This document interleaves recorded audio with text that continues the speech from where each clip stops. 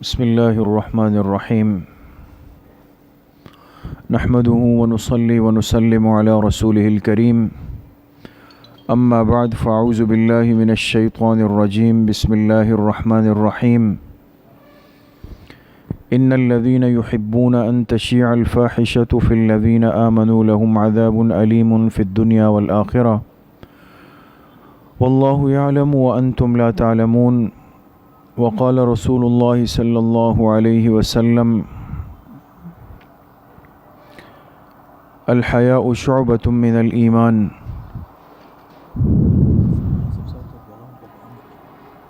صدق الله وصدق رسوله النبي الكريم اللهم صل على سيدنا ومولانا محمد وعلى آل سيدنا ومولانا محمد وبارك وسلم۔ اللہ سبحانہ و تعالیٰ کا ہم سب پر بہت بڑا کرم اور احسان ہے کہ اللہ پاک نے ہم سب کو یہاں دین کی بات سننے کی نسبت سے جمع کیا ہے۔ اللہ پاک آپ سب کے اس آنے کو، اس بیٹھنے کو، سننے اور سنانے کو اپنی بارگاہ عالیہ میں قبول فرمائیں اور ہم سب کے ظاہر اور باطن کی اصلاح کا ذریعہ بنائیں۔ جب انسان اللہ رب العزت کی دی ہوئی ترتیب سے، فطرت سے پیچھے ہٹتا ہے تو اللہ پاک اس کو اس دنیا میں عبرت کے بہت سارے نمونے دکھاتے ہیں۔ جب کسی انسان کے دل میں اللہ کی عظمت، اللہ کی بڑائی اور اللہ کے ارشادات کی حقیقت کمزور ہو جاتی ہے اور انسان کو ایسا لگتا ہے کہ دین میں جو باتیں، جو احکامات دیے گئے، شاید یہ محض الفاظ ہیں، اس کا حقیقت سے کوئی واسطہ نہیں، کوئی تعلق نہیں، تو ایسے معاشرے کو، ایسے افراد کو اللہ پاک اپنی طاقت ضرور دکھاتے ہیں اور ان کو عبرت کے نمونے اللہ پاک ضرور دکھاتے ہیں۔ اس لیے قرآن کریم میں اللہ پاک نے بالکل وضاحت سے ارشاد فرمایا کہ ان الذین یحبون ان تشیع الفاحشۃ، بے شک وہ لوگ جو فاحشہ کو، بے حیائی کی باتوں کو پسند کرتے ہیں اور وہ چاہتے ہیں کہ بے حیائی کی باتیں پھیل جائیں، عام ہو جائے، اس کے چرچے ہوں، اس کے تذکرے ہوں، تو ایسے لوگوں کے لیے اللہ پاک نے کیا فرمایا سورہ نور میں پارہ نمبر 18 میں، لَهُمْ عَذَابٌ أَلِيمٌ فِي الدُّنْيَا وَالْآخِرَةِ، کہ ان بے حیائی کی باتوں کو، بے حیائی کے کاموں کو پھیلانے والے جو لوگ ہیں، یہ سن لیں کہ ان کے لیے اس دنیا میں بھی دردناک عذاب ہے، آخرت میں بھی دردناک عذاب ہے۔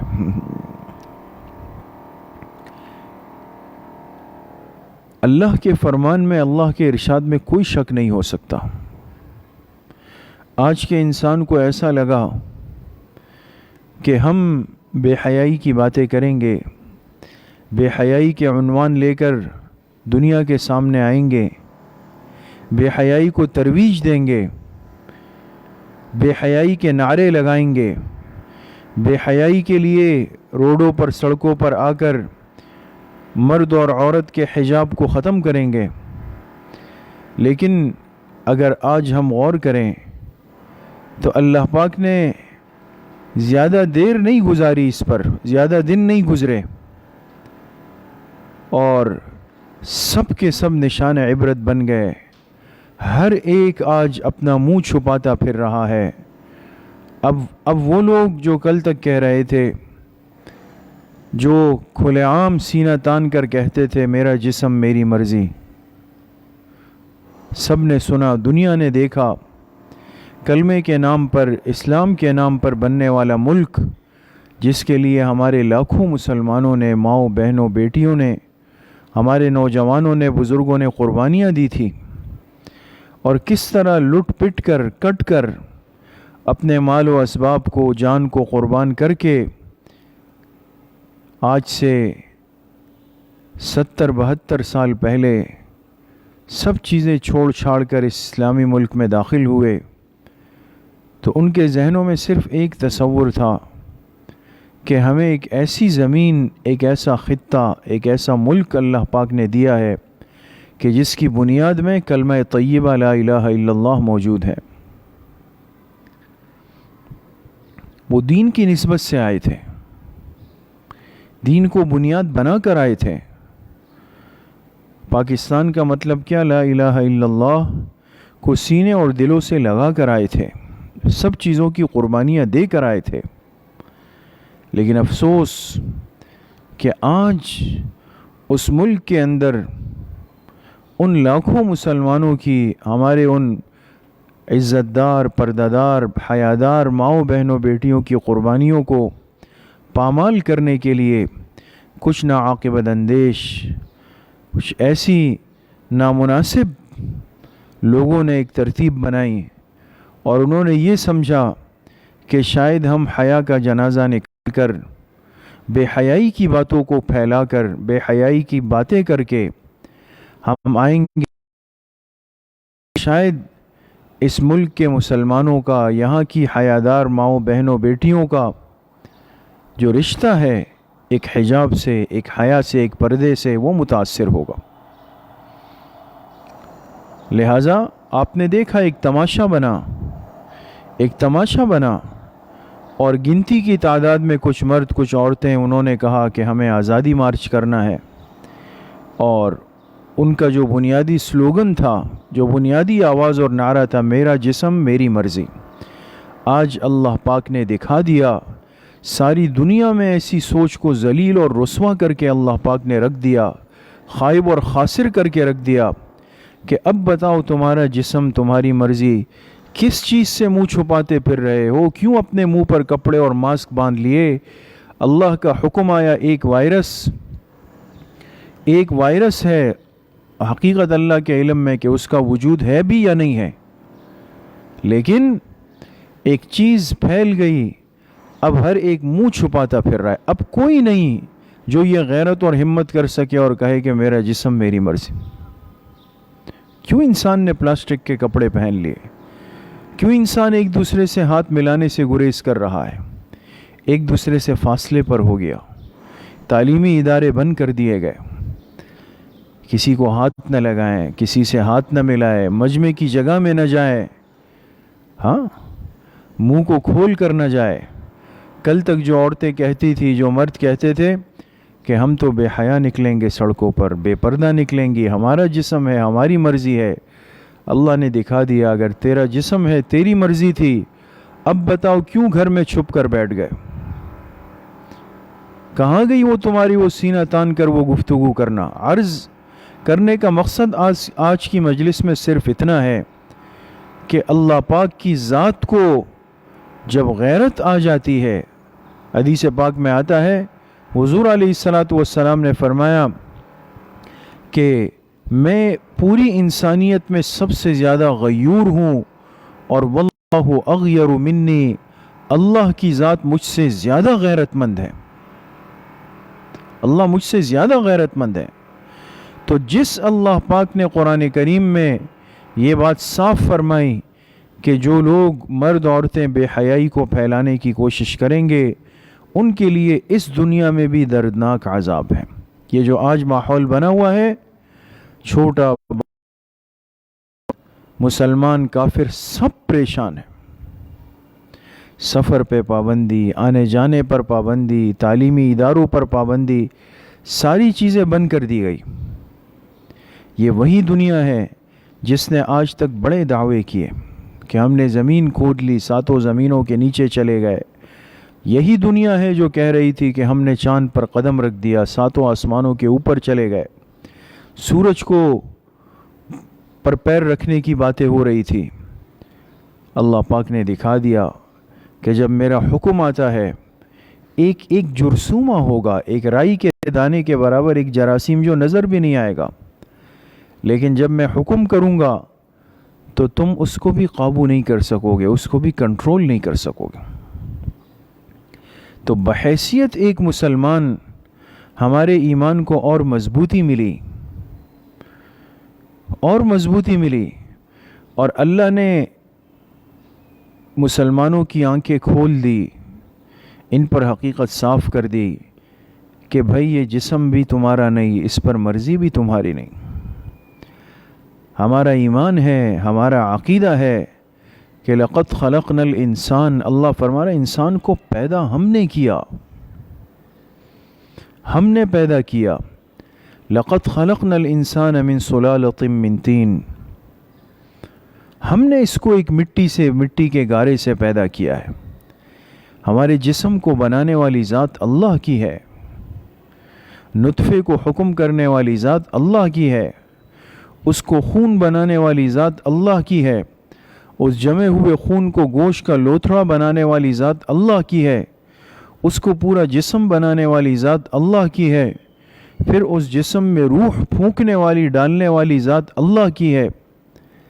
جب تک اللہ کا حکم نہ ہو انسان دنیا میں آ نہیں سکتا، اس کا وجود بن نہیں سکتا۔ تو ہمارا ایمان ہے، ہمارا عقیدہ ہے کہ ہمیں پیدا کرنے والی ذات اللہ کی، ہمارے جسم کو بنانے والی ذات اللہ کی۔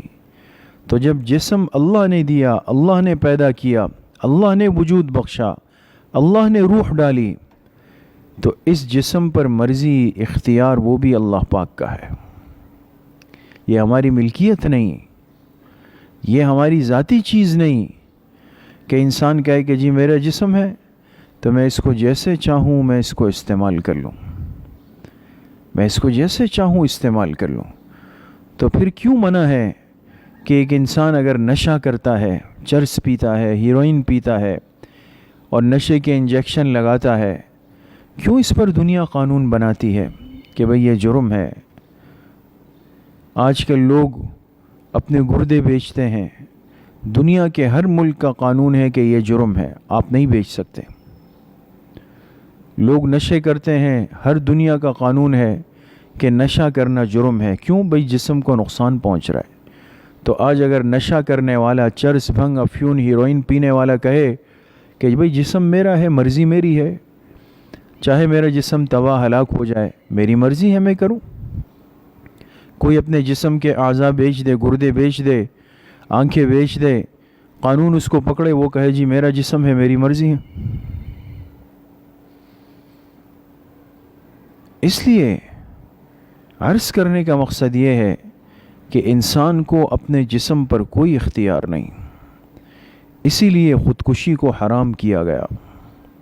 حدیث پاک میں آتا ہے جس نے اپنے جان سے کھیلا، اپنی جان ختم کی، اپنی جان لی، تو اس نے اللہ کی دی ہوئی امانت میں خیانت کی ہے۔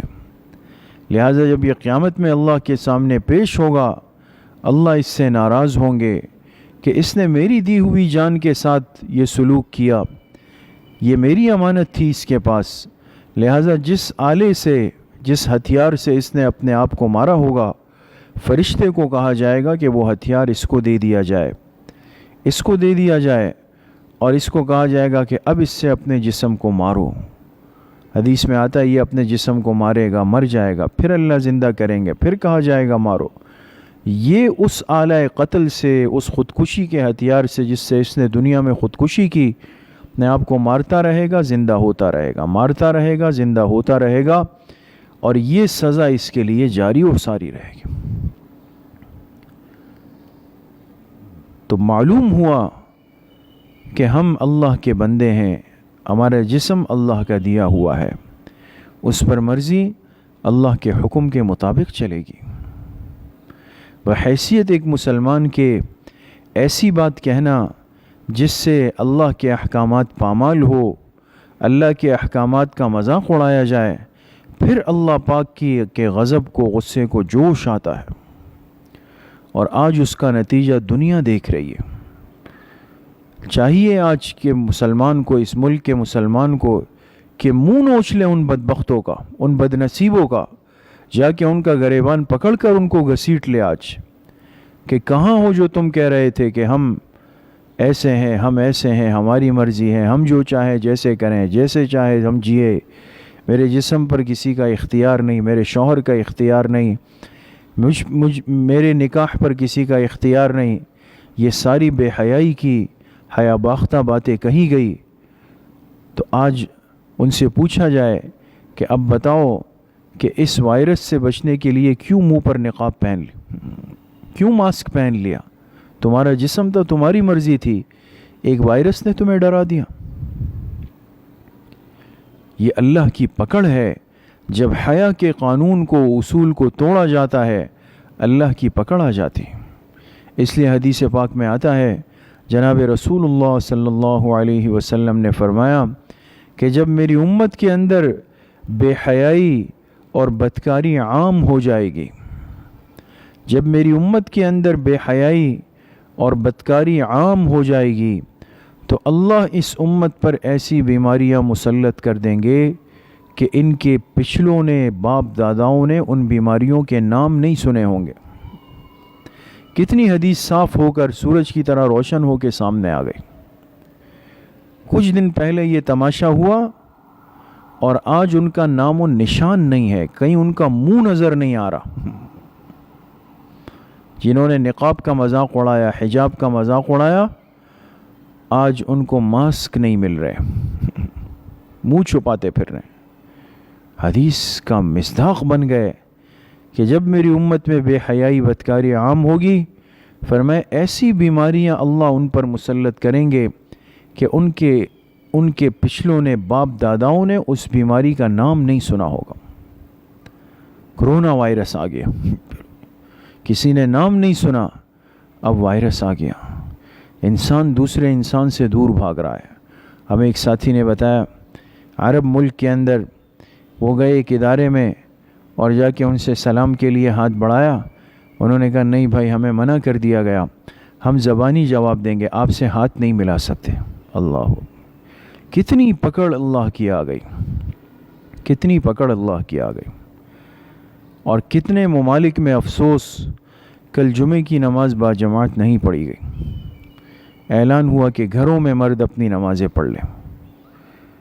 ڈرنا چاہیے انسان کو، مبادا وہ وقت نہ آ جائے کہ ہم اپنے شعائر سے، اپنے فرائض اور اپنے واجبات سے محروم کر دیے جائیں، ہم ترس جائیں بیت اللہ کے دیوار کے دیکھنے کو، حجر اسود کے بوسہ دینے کو، روضہ رسول صلی اللہ علیہ وسلم کی زیارت کرنے کو، حرمین کی حاضری کو۔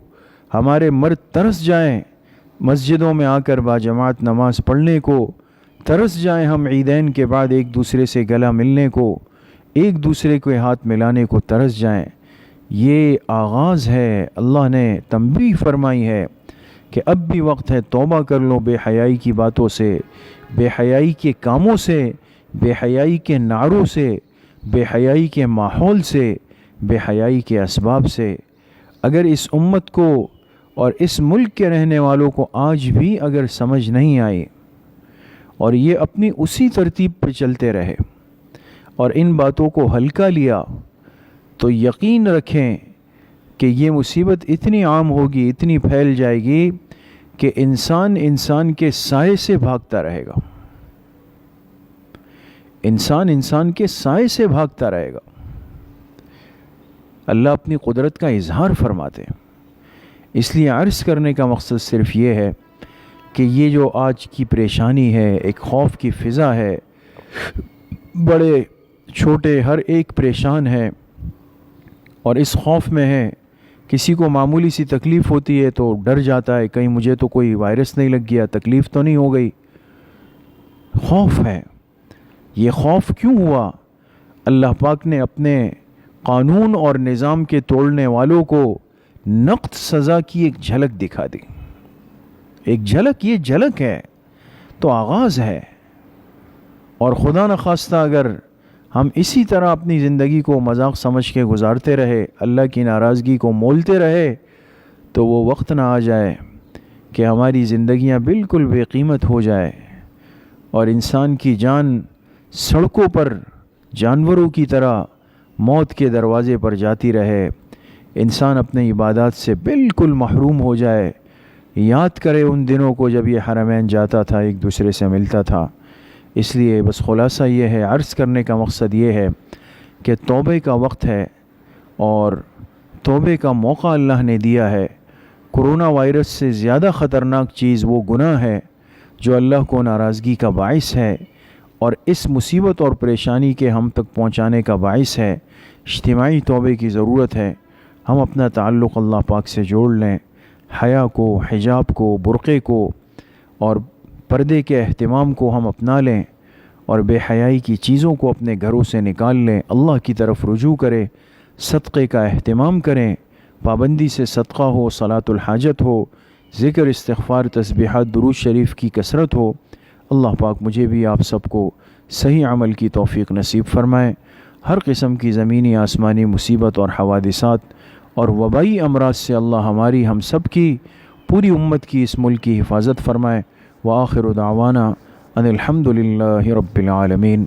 الحمد للہ رب العالمین والصلاة والسلام علی سید الانبیاء والمرسلین سیدنا و مولانا محمد وعلی آلہ واصحابہ اجمعین۔ یا اللہ یا ارحم الراحمین، ہمارے صغیرہ کبیرہ ظاہراً باطناً ہر طرح کے گناہوں کو معاف فرما دے۔ یا اللہ پوری امت کے گناہوں کو معاف فرما دے، اپنی رضا والی زندگی نصیب فرما دے، نفس اور شیطان کے وساوس سے حفاظت فرما دے۔ یا اللہ اپنی معصیت سے، اپنی نافرمانی سے، اپنی ناراضگی سے ہماری حفاظت فرما دے۔ حضور علیہ الصلاۃ والسلام کی صحیح اور سچی محبت نصیب فرما دے۔ ہر قسم کے چھوٹے بڑے امراض سے، وباؤں سے، بلیات سے، آفات سے یا اللہ ہماری نسلوں کی، اس پورے ملک کی، امت مسلمہ کی اللہ حفاظت فرما دے۔ ہم سب کا خاتمہ بالایمان و بالخیر نصیب فرما دے۔ ہماری دعاؤں کو اپنے فضل و کرم سے، فضل و رحمت سے اپنی بارگاہ میں قبول اور منظور فرما دے۔ وصلی اللہ وسلم علی نبینا محمد وآلہ وصحبہ اجمعین برحمتک یا ارحم الراحمین۔